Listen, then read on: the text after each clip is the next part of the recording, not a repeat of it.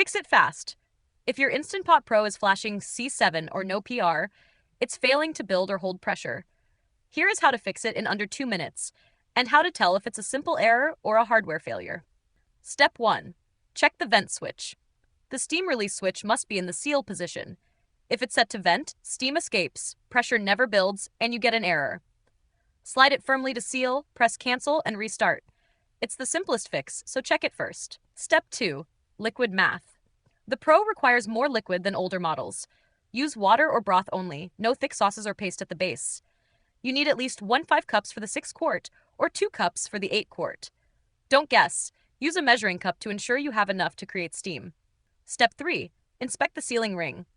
A damaged or misseated ring is the #1 cause of pressure loss.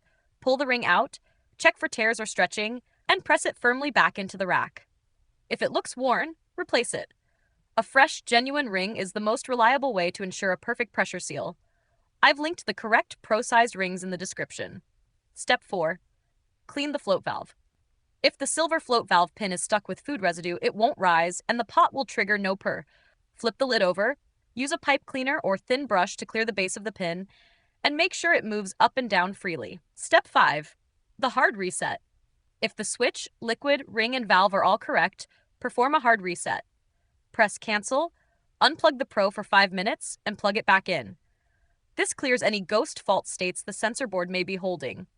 If C7 or NoPr returns after these steps, the internal heating element or sensor has likely failed.